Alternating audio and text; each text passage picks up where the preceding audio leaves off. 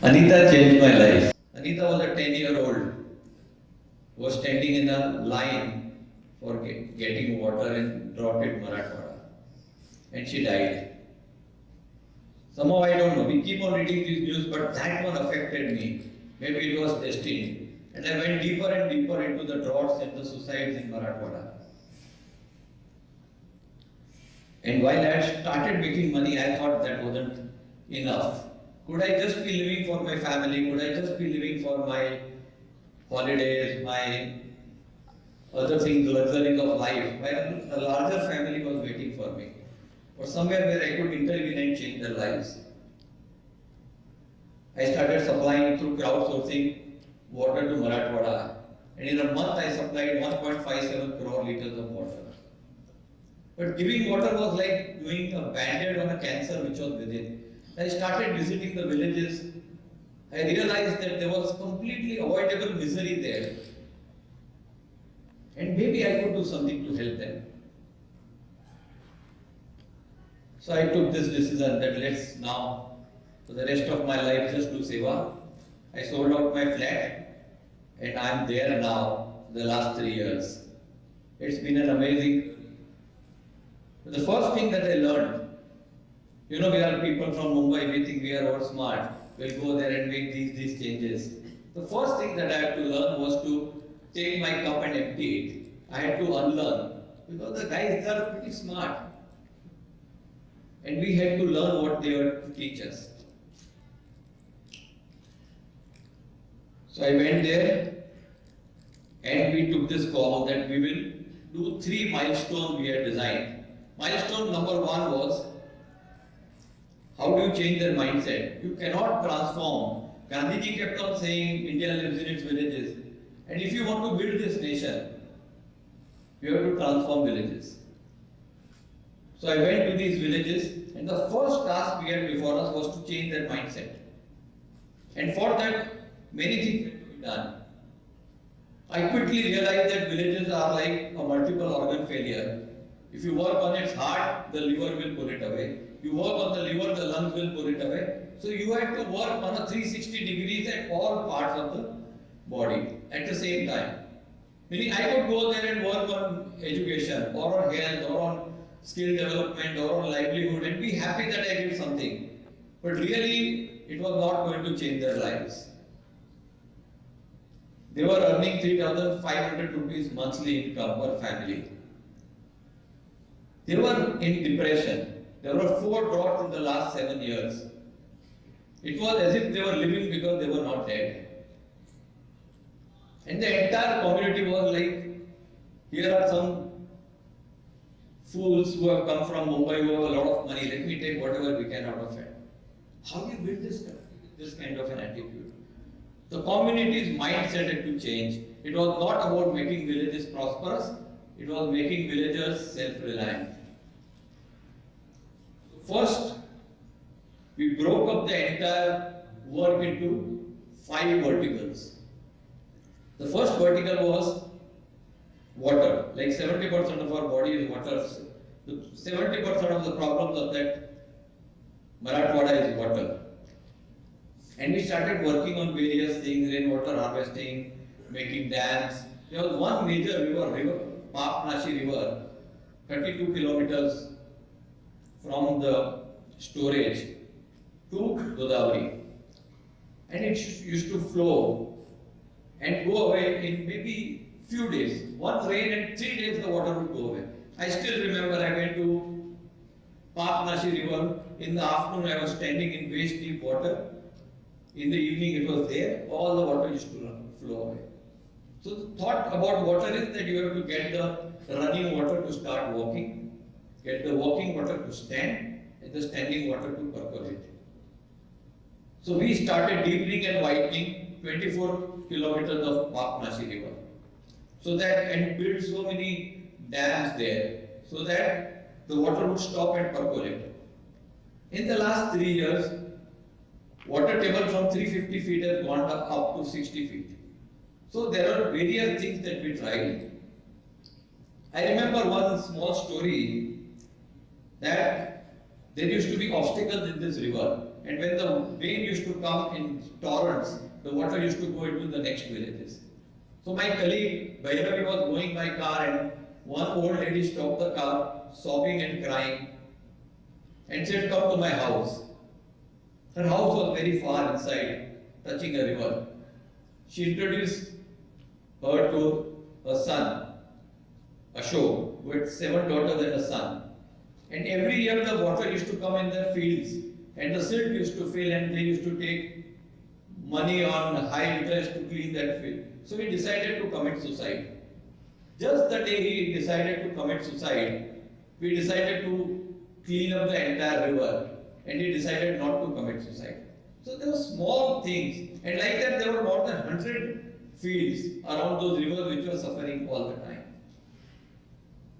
So we worked on water, we worked on agriculture because that's 100% agriculture place. And we realized that the difference between, let's say, a Gadchiroli and a Yavatmal and a Solapur is traditional farming versus modern farming. So there were 3 things that we did: training, training and training. We have training session every 15 days where agronomists and scientists come and teach the farmers there. So the farmers now are far smarter, they are getting better yields, they are getting better crops. Then we had alternate sources like poultry, animal husbandry, cottage industry. We worked on other aspects: education, health, sports, skill development, capacity building, various things. But more importantly, the 4th thing which was very important was, we believed that unless social reforms take place, all the prosperity that will come there will go like a hole in a bucket. I must tell you a story there. In the initial days, I was speaking at a village called Revli. Now, typically villages have gathering area in the. While I was speaking, somebody was speaking very loudly. And I got irritated and I said, at least stop these guys from who are drunk to come into the temple premises. After the meeting, I felt maybe I should not have said that. He must be somebody's uncle, somebody's brother. But the Sarpanch took it very seriously. In the evening, 3 of them went to the shop owner who was selling liquor and said, "Why don't you stop selling this?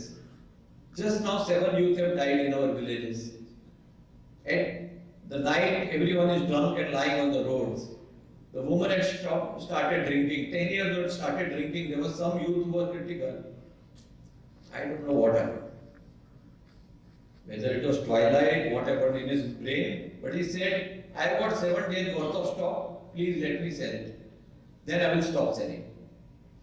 The Sarpanch called me. I thought it was a formula that we had hit on. Next morning I went to that liquor shop owner and caught his legs. And I said, "You are God's man. What you have decided is wonderful. How will you subsist? How will your family subsist? I'll give you 3 pregnant goats so that you can do a goat rearing business." He agreed and he stopped selling liquor. So my formula was on. I told the superintendent of police, we got 2 cops. In the evening, the children would take mashals and walk on the road. Daru bandi jhalich paije. Women would sit outside liquor shops with manjiras and sing ramduns. And the police would raid him. And I would go to the women folk and take their feet and say, "I will give you 3 goats. Why don't you stop selling liquor?" And trust me, not a single drop of liquor is being sold now.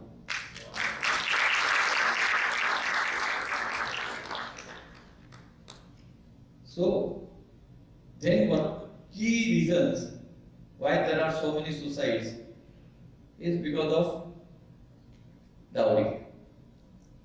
So I have tried to ensure that there would be mass marriages in which people would not take dowry, and that, to my mind, has been the most spectacular failure that I have had. Not a single couple has got married like that.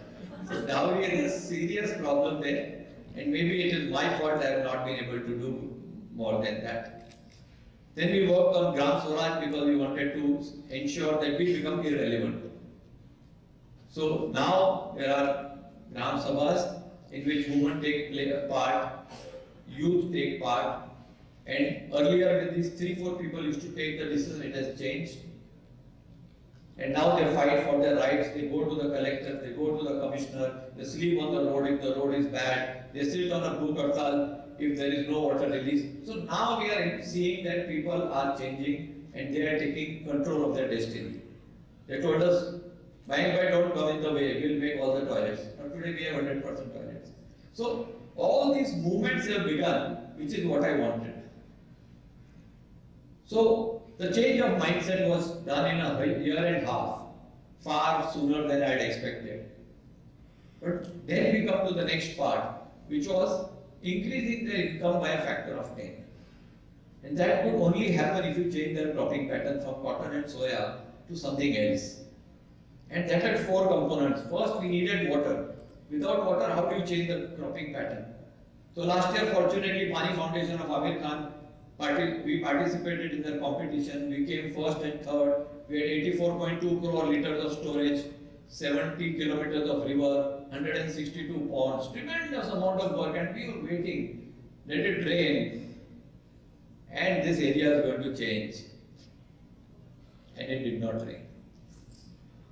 Last year was the most severe. This year, last monsoon was the most severe drought that we have had. We have had only 45% of rain. And the entire population is completely, all the major dams, minor dams are at 0%. There is no drinking water. So we at Global Burli, we took a call that somebody out there is challenging us. Let's take on that challenge. We were working on 15 villages. We decided forget 15 villages. Now we will work on 106 villages. And this year we will ensure that no bird, no animal and no human have a scarcity of drinking water. And to create a more sustainable solution, we have decided we will grow 1 million fruit trees in the farms of the farmers themselves.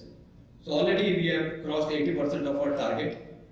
By June we will finish, surpass our figures. So if you grow these trees, we have got 7 kinds of trees.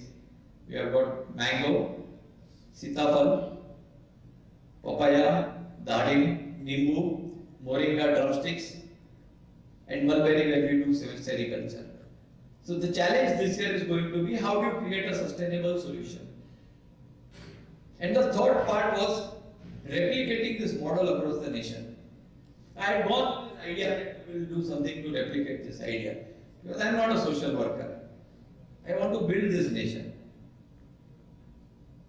Nation building can take place through villages, not through urban centers. So how do you replicate it? So I thought I will make these models and then we will have an institution and people will come there, learn there and take it to their place. But as time went by, I realized that this model was extremely faulty. Because a lot of it happened because I was there and my team was there. How would I replicate myself and the team in different parts of the country to in such a scale that we can change the country? So I talked to a lot of business leaders, corporates. Please suggest how do I replicate this model? And now when we are growing this 1 million tree, I suddenly say, oh, this is the way forward.